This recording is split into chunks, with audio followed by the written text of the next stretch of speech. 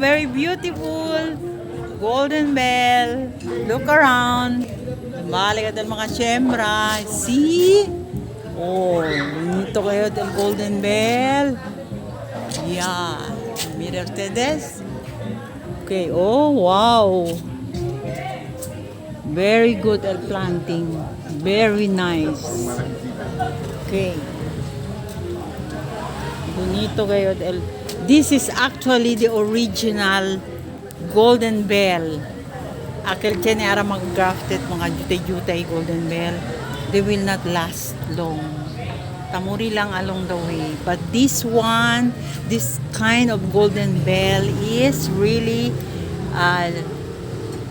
tiyan lasting, no? Disuyo.